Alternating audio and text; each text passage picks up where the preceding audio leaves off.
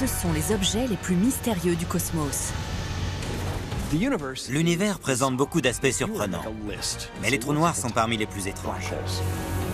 Les trous noirs nous fascinent. Le simple fait de pouvoir les observer est extraordinaire. À cause de leur immense force de gravité, les trous noirs sont les objets les plus destructeurs de l'univers. Ils peuvent déchiqueter une étoile en quelques secondes.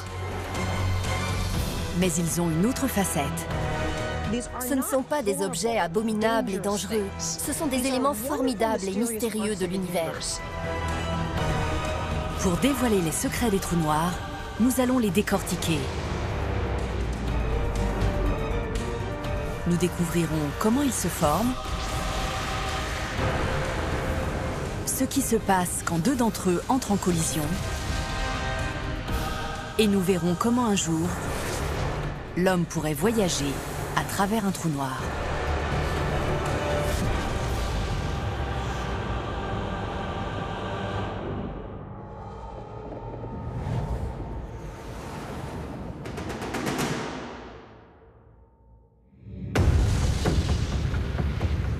La puissance destructrice des trous noirs est telle qu'ils peuvent engloutir des mondes entiers.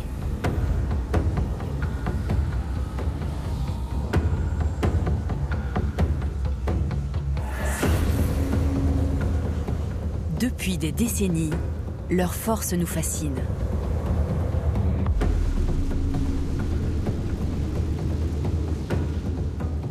Ils tirent leur nom du fait que la lumière elle-même ne peut s'échapper d'un trou noir. C'est un cul-de-sac. La lumière y pénètre mais ne peut pas en sortir. Se retrouver à proximité d'un trou noir serait terrifiant. Ils peuvent engloutir des quantités phénoménales de matière. Cette matière devient extrêmement chaude. Elle se désagrège et tombe dans cet abîme infini au sein même de l'univers. Mais les trous noirs n'engendrent pas que le chaos et la destruction. Plus on apprend de choses sur les trous noirs et plus on comprend qu'ils ont une véritable raison d'être dans notre univers. Ce sont des organisateurs cosmiques. Les nouvelles découvertes peuvent-elles changer notre manière d'appréhender les trous noirs? Il est temps de regarder les trous noirs d'un autre œil. Ces phénomènes sont moins obscurs qu'on pourrait le croire.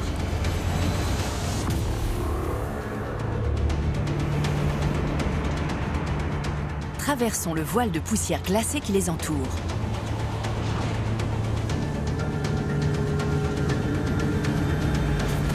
On découvre alors un disque gigantesque de débris cosmiques qui tourbillonne à plusieurs millions de kilomètres/heure. C'est là que le trou noir vient se nourrir. Sa gueule béante engloutit les gaz, les poussières d'étoiles et de planètes. Cette zone délimite ce qu'on appelle l'horizon des événements.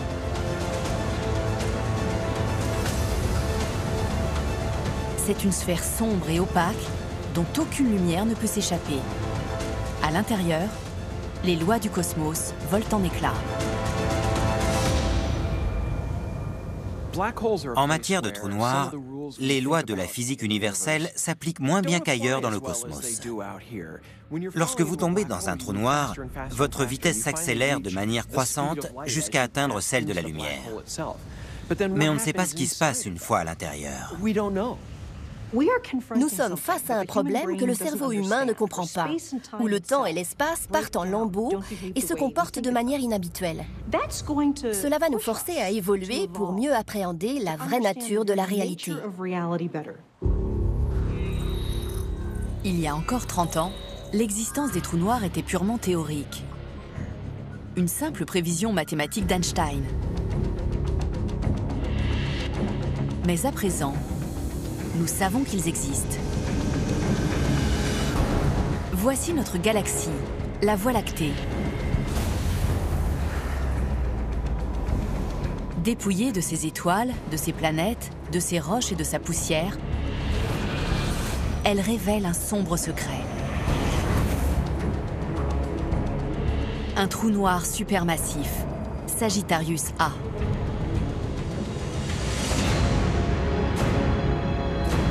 Ce monstre de 4 millions de fois la masse de notre Soleil n'est qu'à 26 000 années-lumière de la Terre.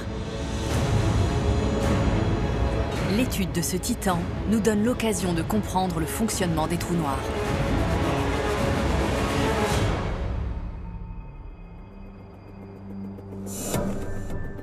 C'est le travail auquel se livrent les scientifiques de l'observatoire Keck, situé au sommet du Mauna Kea, dans l'archipel hawaïen. L'astronome James Like étudie Sagittarius A.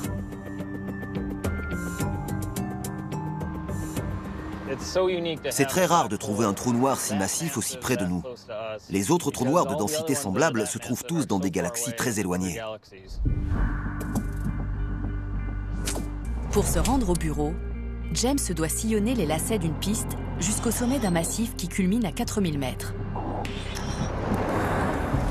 À cette altitude, l'organisme est soumis à un stress extrême. À cause du manque d'oxygène, le mal des montagnes peut frapper à tout moment. On est alors pris de vertige, désorienté, et on a du mal à respirer.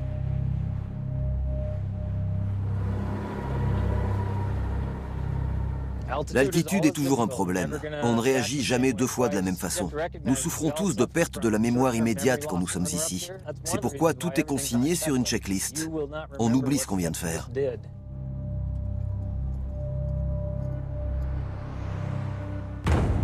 Aujourd'hui, James prépare le télescope de 300 tonnes du Keck pour observer Sagittarius A. Le télescope va basculer juste derrière moi. Il faut une équipe de 20 personnes dévouées pour faire fonctionner cet appareil tous les soirs de l'année. C'est une machine très complexe.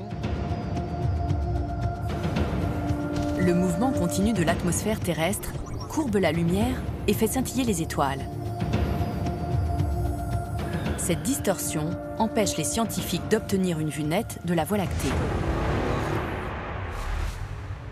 Mais l'équipe du Keck a résolu ce problème. À la tombée de la nuit, James déclenche un rayon laser qui traverse l'atmosphère sur une distance de 80 km. Nous prenons des clichés du retour de ce laser. Le faisceau est brouillé par l'atmosphère, tout comme le sont les étoiles. En modifiant la résolution des miroirs du télescope, James met au point le faisceau de lumière. Cela lui permet de calibrer le télescope et d'obtenir les images de la Voie lactée les plus nettes qui soient. C'est une révolution en astronomie. On a rêvé de cette technologie pendant des années. Ça change la donne. On voit des choses qu'on ne pouvait jamais voir avant. James et son équipe font des découvertes surprenantes qui modifient notre compréhension des trous noirs. Ils ont détecté un objet mystérieux à proximité de Sagittarius A.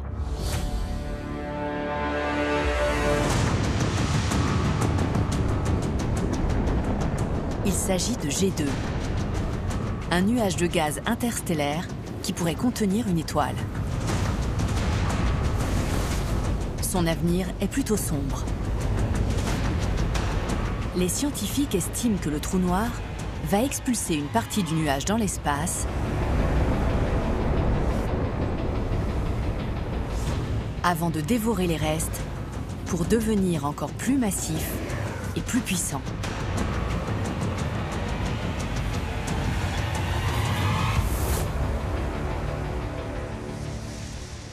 G2 est l'un des objets les plus proches du trou noir. Chaque fois que l'on se rapproche d'un environnement aussi extrême, on observe de nouvelles propriétés physiques. On voit des choses fantastiques. Bientôt, l'équipe pourra observer pour la première fois un trou noir dévorant tout ce qui l'entoure.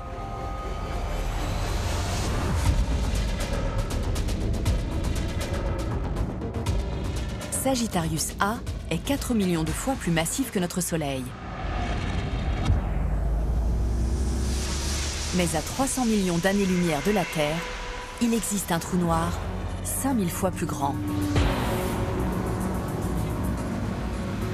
La galaxie NGC 4889 abrite en son cœur le plus grand trou noir découvert à ce jour. Sa puissance est telle qu'il peut déchiqueter des étoiles supergéantes qui s'aventureraient trop près. Alors, pourquoi les trous noirs sont-ils si puissants? Et comment se forment-ils?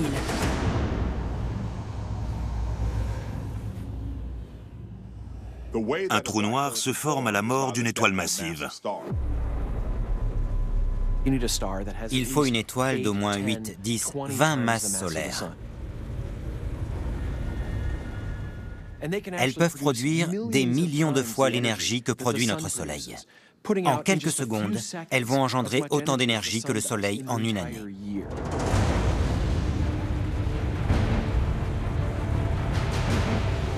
On les appelle les hypergéantes. Ce sont les plus grandes étoiles de l'univers. Lorsqu'elles ont brûlé tout leur carburant, elles commencent à mourir. Et lorsqu'elles ne peuvent plus supporter leur propre poids, elles s'effondrent sur elles-mêmes en libérant une formidable quantité d'énergie.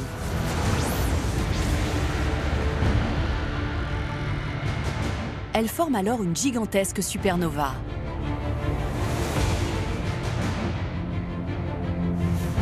Le noyau qui subsiste continue de s'effondrer sur lui-même au point d'atteindre une taille inférieure à celle d'un atome. Un trou noir est né.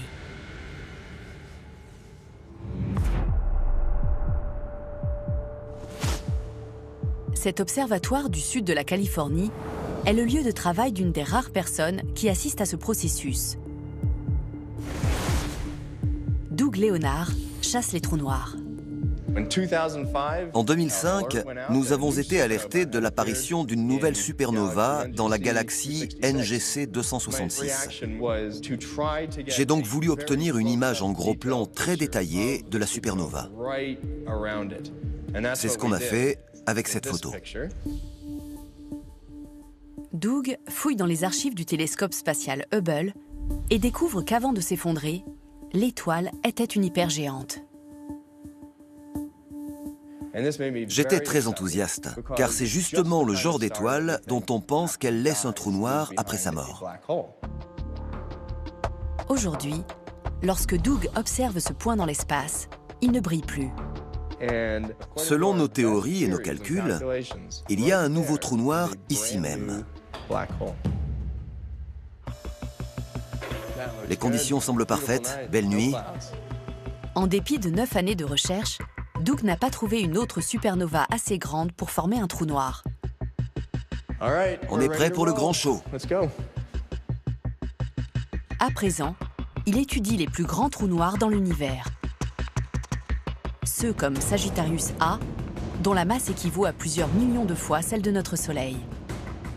Les trous noirs supermassifs.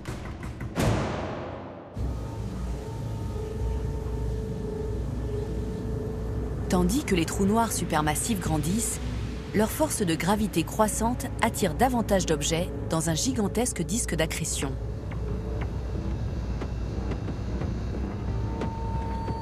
À l'intérieur de cet anneau, les frottements s'intensifient et le disque se met à rayonner. Le rayonnement est d'autant plus vif que la rotation s'accélère.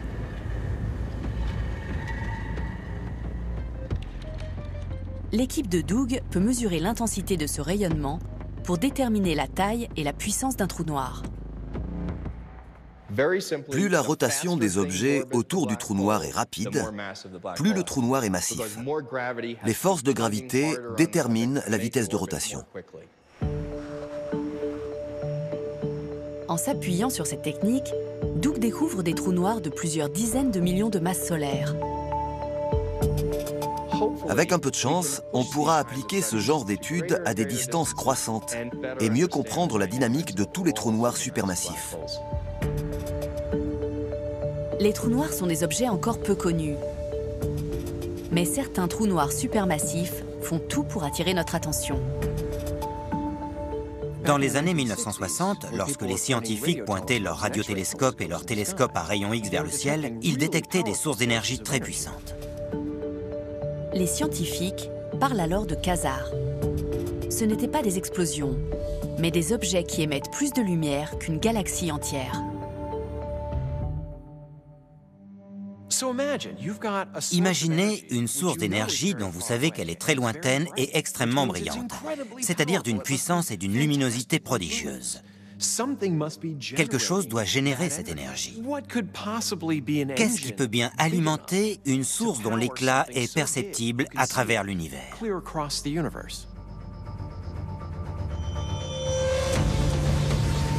La réponse est un trou noir supermassif. S'il engloutit trop de matière, les collisions deviennent si violentes qu'elles libèrent des quantités d'énergie gigantesques.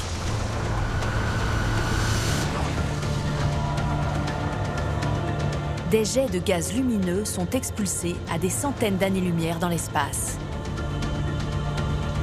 Ceci est un quasar. C'est l'objet le plus brillant du cosmos. Les trous noirs sont des ogres à l'appétit vorace.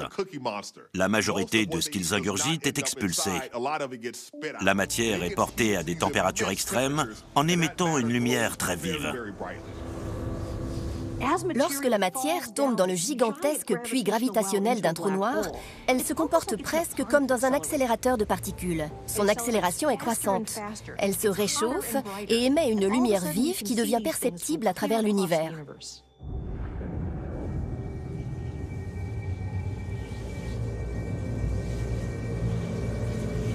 À moins de 3 milliards d'années-lumière de la Terre, les astronomes ont découvert un quasar baptisé 3C273.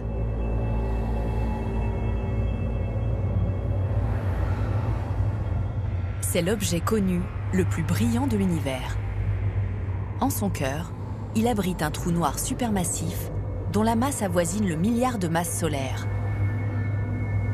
Chaque minute, il consomme 600 fois la masse de la Terre et dégage 100 fois plus d'énergie que l'ensemble des quelques 250 milliards d'étoiles de la Voie lactée.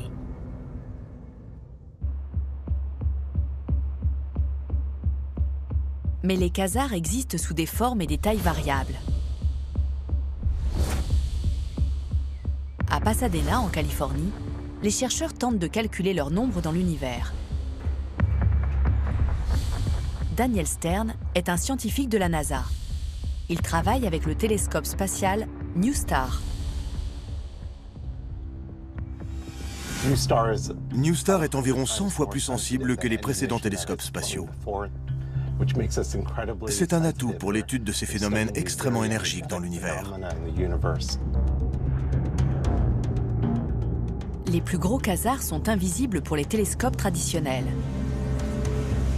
En grandissant, leur énergie s'accroît et au lieu d'émettre de la lumière, ils libèrent des rayons X invisibles à l'œil humain. Mais NuSTAR détecte ce type de rayonnement. NuSTAR fonctionne sur la même longueur d'onde que les appareils médicaux qui examinent notre corps, ou ceux utilisés dans les aéroports pour examiner les bagages. On s'en sert pour étudier les trous noirs. En scannant le ciel à la recherche de ces rayons X, NuSTAR découvre des quasars autrefois invisibles. Nous pensons qu'il y a généralement une grande quantité de matière autour des quasars. Cette matière peut cacher le quasar à différentes longueurs d'onde du spectre lumineux, notamment celle de la lumière visible. Mais les rayons X à haute énergie qu'étudie NuSTAR sont capables de traverser la matière. On estime que la moitié des quasars de l'univers sont voilés par la matière. Le télescope NuSTAR n'a pas été lancé par une fusée conventionnelle. En juin 2012, il est placé dans une capsule fixée sous le ventre d'un avion cargo et largué à 40 000 pieds d'altitude.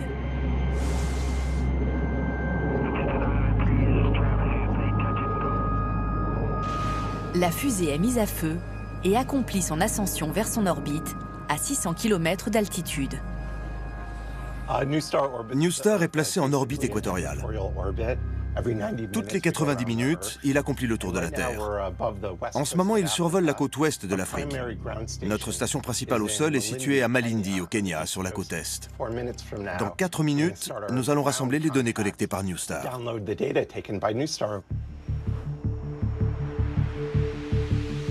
Daniel et son équipe peuvent focaliser les optiques du satellite sur des régions du cosmos autrefois hors de portée.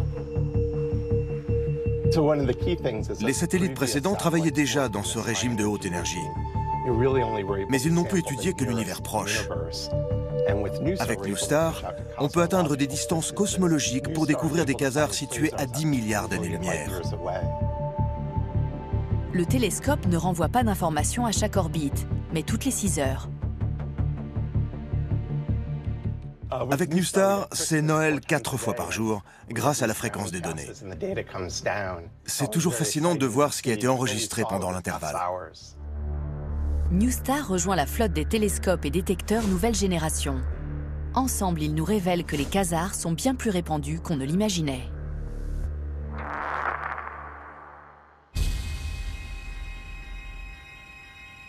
En scannant les profondeurs du cosmos, on découvre de plus en plus de quasars.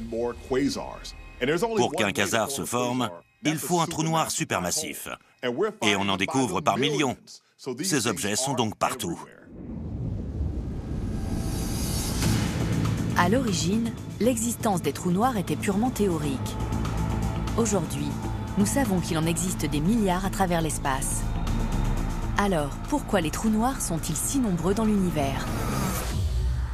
Cela paraît étrange, mais on pense que chaque galaxie importante de l'univers abriterait un trou noir supermassif en son centre.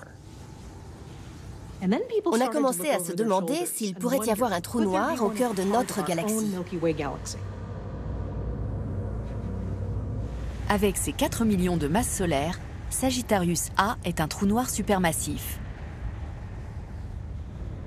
Se pourrait-il qu'il soit au centre de notre Voie lactée?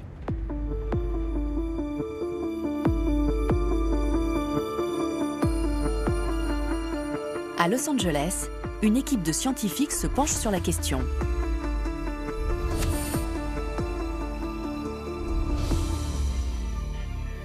L'astronome Andrea Ghez détermine le rôle de Sagittarius A. Les trous noirs sont des objets très sombres. On ne les voit pas directement. On se base sur l'influence de leur champ gravitationnel. Nous étudions les étoiles les plus proches du trou noir et nous observons la manière dont elles se déplacent. Au terme de 20 ans de travail, l'équipe découvre une chose remarquable à propos de Sagittarius A. Toutes les étoiles que nous mesurons tournent autour du trou noir, mais elles orbitent à différentes échelles de temps. L'immense gravité de Sagittarius A maintient toutes ces étoiles sur leurs orbites.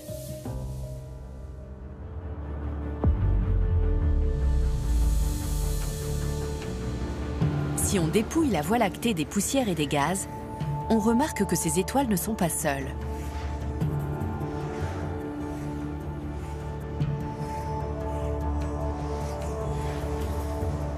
Chaque objet de la Voie lactée orbite autour d'un seul et même point dans l'espace.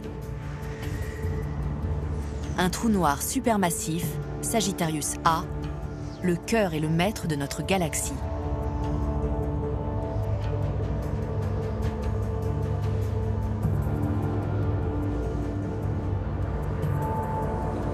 Il se trouve à 26 000 années-lumière de la Terre.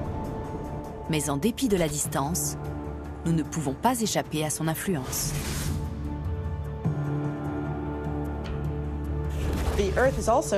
La Terre aussi se déplace à 800 000 km/h autour du centre de la galaxie.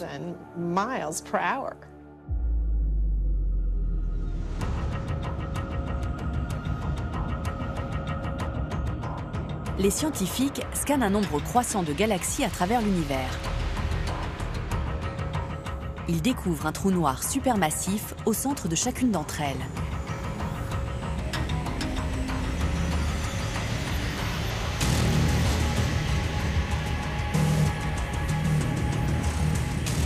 Loin d'être rares, les trous noirs supermassifs sont partout. Il y a des centaines de milliards de galaxies à travers l'univers observable. Et il y aurait un trou noir supermassif au centre de chacune d'entre elles. C'est insensé.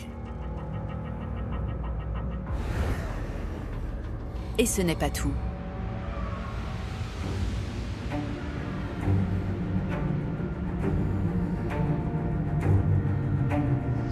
Les trous noirs supermassifs ne se contenteraient pas d'ancrer les galaxies, ils contribueraient aussi à leur formation.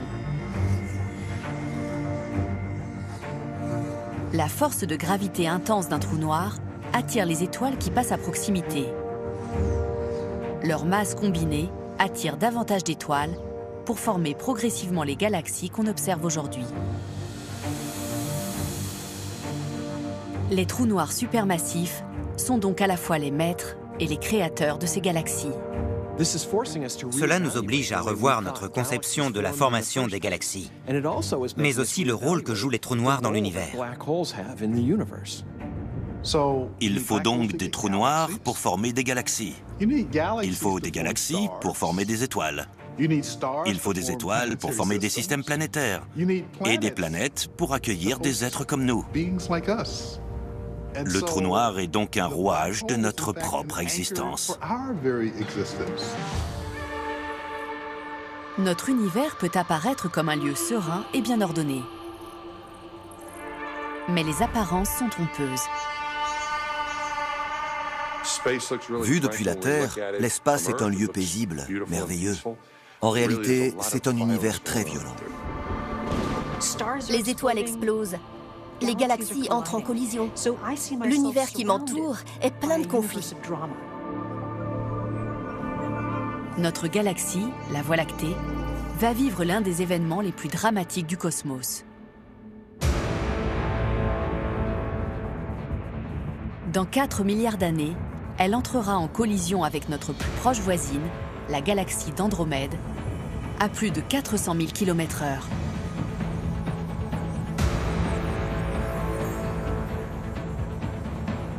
Les deux galaxies vont fusionner en une nouvelle supergalaxie elliptique et leurs trous noirs devraient se percuter.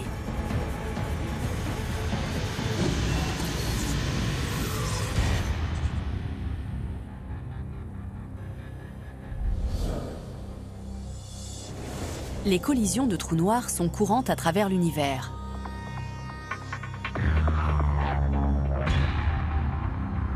Mais leur nature rend impossible l'observation de ces impacts.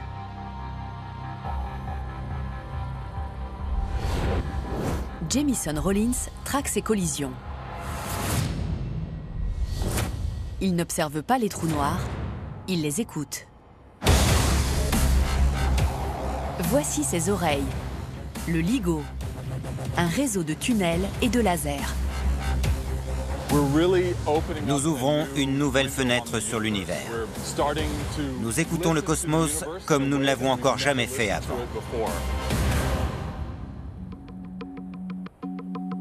L'immense gravité d'un trou noir courbe le tissu de l'espace-temps. Dans sa configuration avancée, le dispositif détectera les ondes gravitationnelles. Le LIGO est un instrument en forme de L. Les bras de ces deux interféromètres mesurent 4 km de long. Nous allons tirer des rayons laser le long du bras et mesurer avec une grande précision la luminosité du faisceau après sa recombinaison. Si une onde gravitationnelle traverse le détecteur, la compression ou l'expansion de l'instrument provoquera une modification de l'intensité de la lumière.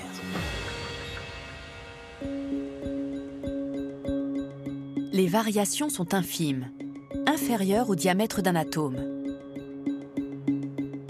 Ces miroirs ultra sophistiqués vont aider les scientifiques à prendre les mesures.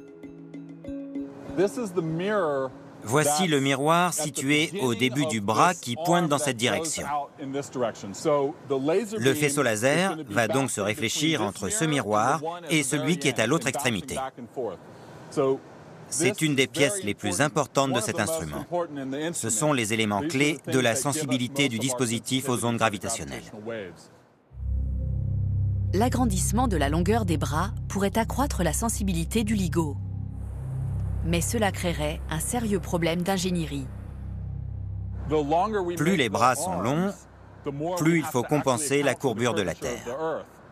Si les deux miroirs étaient très proches l'un de l'autre, leur inclinaison relative serait verticale. Mais en allongeant la longueur des bras, l'inclinaison des miroirs commence à former un angle avec le centre de la Terre. Avec ces bras de 4 km, nous devons compenser l'inclinaison pour nous assurer que les miroirs pointent parfaitement l'un vers l'autre. D'ici quelques mois, lorsque le LIGO sera pleinement opérationnel, l'équipe pourra écouter le son d'une collision de trous noirs. Lorsqu'ils gravitent l'un autour de l'autre à un rythme constant, on entend une tonalité unique. Mais lorsqu'ils émettent des ondes gravitationnelles, ils se rapprochent, leur vitesse s'accélère et l'amplitude et le ton du signal grimpent jusqu'à ce qu'ils se percutent et explosent. Les sons détectés ne seront que de faibles échos du véritable phénomène. La violence d'une collision de trous noirs est inconcevable.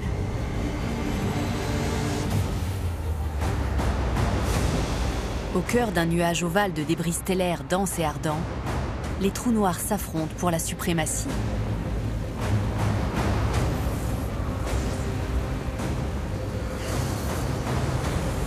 Tandis qu'ils se rapprochent, leur vitesse s'accroît. À la fin, ils se percutent, générant une formidable onde de choc qui se propage à travers le cosmos.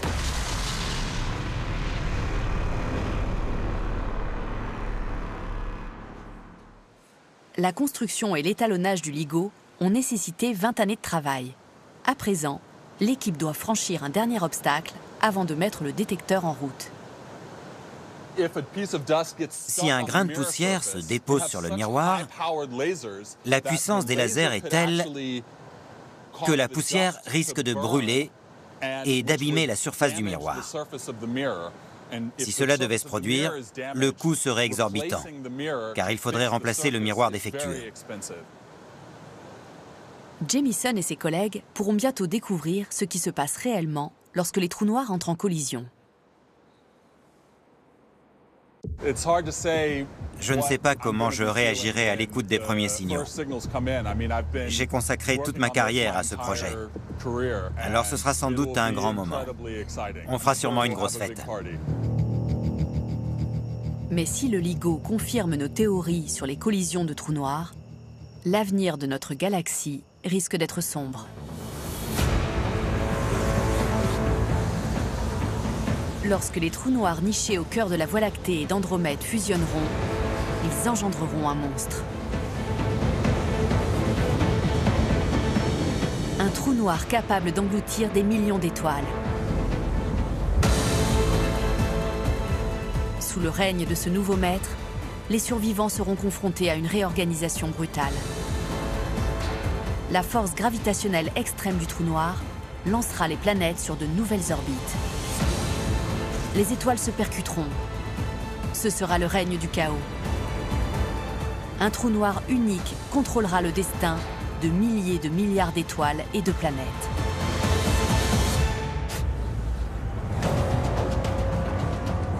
Les scientifiques ont découvert comment les trous noirs forment les galaxies et dictent leur avenir. Mais un grand mystère demeure. Que se passe-t-il si on s'aventure au-delà de l'horizon des événements? Cette frontière d'où lumière et matière ne peuvent s'échapper. Ce serait une sacrée mission. Explorer une chose pareille, quelle opportunité formidable pour les spationautes du futur. Nous avons une assez bonne compréhension de ce qui se passe à l'extérieur d'un trou noir. Mais on ignore ce qui arrive lors de cette ultime fraction de seconde, lorsqu'on franchit ce point de non-retour au-delà de l'horizon des événements. En Écosse, une expérience remarquable envisage de révéler ce qui se passe derrière l'horizon des événements. Elle est née de l'imagination de Daniel Faccio. C'est un terrain inexploré qui permet de repousser les limites de nos connaissances. Daniel Faccio n'utilise pas de télescope. Et ce n'est pas un astronaute. Il conçoit des trous noirs dans son laboratoire. Son ingrédient clé est la lumière. Nous disposons de lasers très puissants qui obligent la lumière à se comporter différemment et à s'écouler à la manière d'un fluide.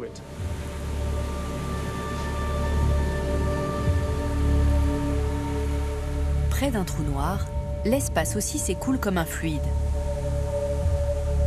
Il se dirige vers l'horizon des événements, comme un cours d'eau se dirige en aval. Imaginez que vous êtes dans un cours d'eau et que vous essayez de nager à contre-courant. Vous sentez que la rivière tente de vous emmener avec elle. C'est exactement ce que fait un champ gravitationnel à l'extérieur d'un trou noir. Daniel Faccio concentre l'onde lumineuse dans un étroit tourbillon, comme la matière qui s'engouffre dans un trou noir. Lorsqu'il projette une onde lumineuse vers un de ces trous noirs, quelque chose d'étrange se produit.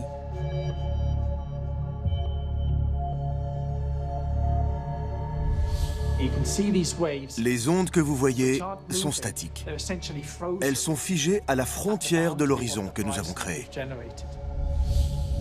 Ces ondes figées confirment une prévision de la théorie la plus célèbre d'Einstein, la relativité générale.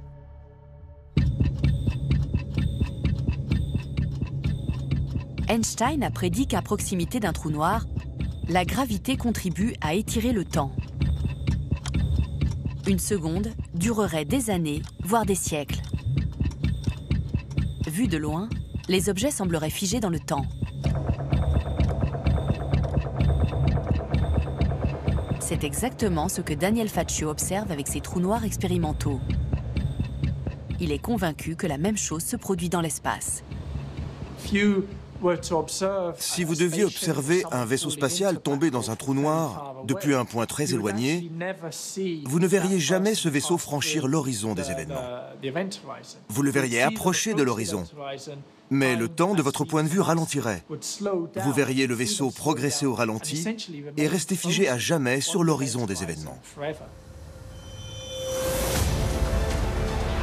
Mais à l'intérieur du vaisseau, les astronautes ne remarquent pas que le temps s'étire. Ils subissent les mêmes changements de gravité que leur environnement. Pour eux, le temps s'écoule normalement, tandis que la gravité les entraîne vers l'horizon des événements. Einstein lui-même ignorait ce qui se produit ensuite. Mais Daniel Faccio est convaincu que cette expérience permettra un jour de résoudre ce mystère scientifique. Il faut imaginer ceci comme une tranche de la sphère d'un vrai trou noir. Cette expérience lui permet de voir au-delà de l'horizon des événements et d'examiner le fonctionnement interne d'un trou noir pour la première fois. Je suis convaincu que c'est là que se cache la physique du futur. Grâce à ces nouvelles connaissances scientifiques, nous pourrions enfin expliquer ce qui se passe à l'intérieur d'un trou noir. Mais pour l'heure, le mystère demeure entier au-delà de l'horizon des événements. Certains pensent que tout n'est que feu et flamme. Il pourrait y avoir un gigantesque mur de feu où tout est aspiré, entre en collision, puis est vaporisé par une énorme explosion. D'autres évoquent ce qu'on appelle une singularité. Lorsque tout l'espace et le temps convergent en un point unique, le temps s'arrête aussi, ce qui paraît insensé à concevoir. D'autres encore pensent que le trou noir spaghettifie ou étire tout ce qui y pénètre. Si vous pénétrez dans un trou noir par les pieds, la force de gravité exercée au niveau de vos pieds sera bien plus forte que celle exercée au niveau de votre tête. Vous serez donc étiré en un long fil jusqu'à ce que vos molécules et vos atomes se désagrègent. Vous entrerez dans le trou noir sous la forme d'un long filet de vapeur. Les trous noirs défient notre compréhension. Mais en théorie, il pourrait exister un objet encore plus étrange dans l'espace. Un trou noir inversé. Un trou blanc. Un objet qui émettrait en permanence l'énergie et la matière.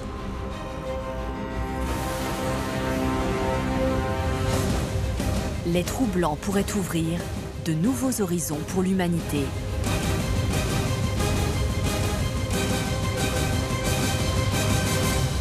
L'une des propriétés incroyables des trous noirs et des trous blancs, c'est qu'ils peuvent parfois se relier pour former un trou de verre. Et lorsque cela se produit, on peut entrer dans le trou noir à un endroit de l'univers et ressortir du trou blanc à un endroit très différent. En substance, le trou noir vous aspire et le trou blanc vous expulse. Les trous de verre ont longtemps été considérés comme le rêve un peu fou des auteurs de science-fiction. Mais aujourd'hui, les scientifiques sont convaincus qu'il s'agit d'entités bien réelles qui pourraient révolutionner l'exploration spatiale. La beauté d'un trou de verre, c'est qu'il nous permet de franchir des distances formidables en un rien de temps. Imaginez que je veuille me rendre de la Voie lactée, qui se trouve à cette extrémité de cette feuille, vers la galaxie d'Andromède, à l'autre extrémité. 2 millions d'années-lumière séparent ces deux points. Même en voyageant à la vitesse de la lumière, cela prendrait 2 millions d'années. Mais avec un trou de verre, on peut courber l'espace pour relier ce point à ce point en un rien de temps.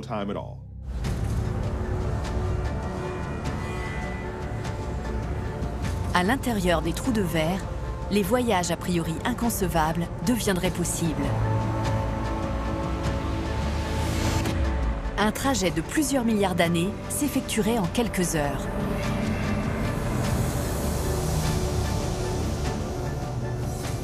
Filant à travers cette déchirure dans le tissu de l'espace, le trou blanc nous catapulterait vers un lieu et peut-être un temps complètement différent. Mais il faudrait surmonter un obstacle technique. Le problème, c'est que dès que l'on pénètre dans un trou de verre, il s'effondre, comme une bulle de savon qui éclate dès qu'on la perce. Certains scientifiques se sont demandé s'il existait un moyen de les empêcher de disparaître. Le cosmos est rempli de particules minuscules, comme les électrons et les photons. Lorsqu'elles interagissent, elles produisent de l'énergie éphémère. C'est ce que les scientifiques appellent les particules virtuelles. Ils sont convaincus que ces poussées d'énergie pourraient provoquer l'ouverture d'un trou de verre. À Los Angeles, un groupe de chercheurs s'attaque au problème.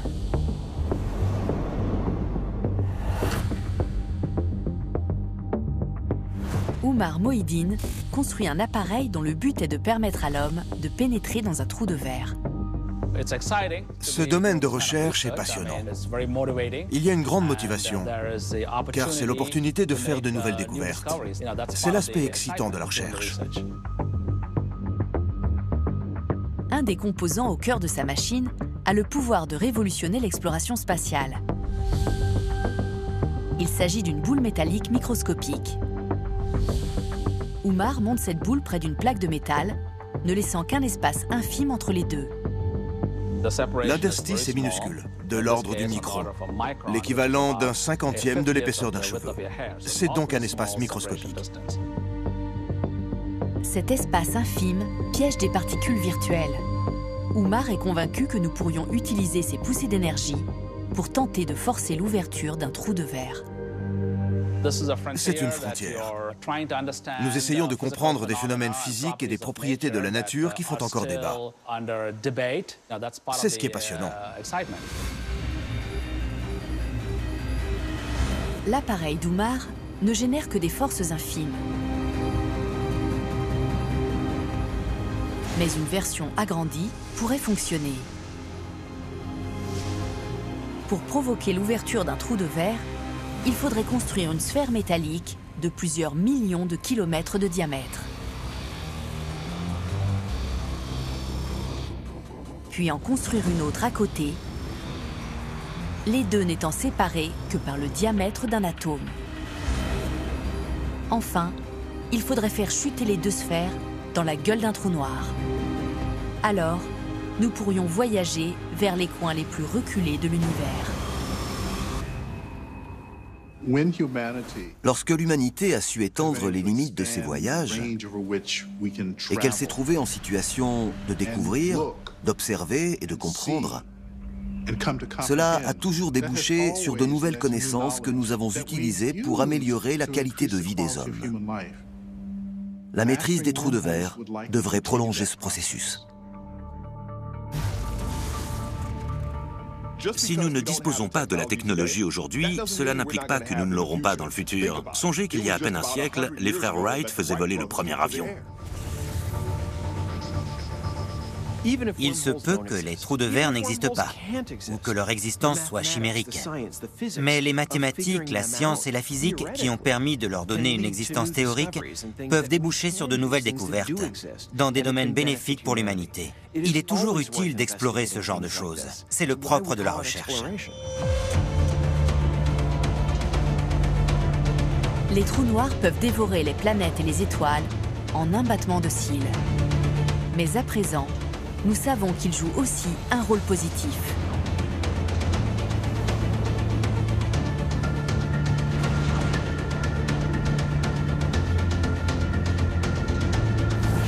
Ils façonnent les galaxies et les contrôlent. Ils maintiennent l'ordre dans le cosmos. Et un jour, ils pourraient nous propulser jusqu'aux confins de l'univers. Au lieu de craindre les trous noirs, nous devrions peut-être apprendre à les aimer.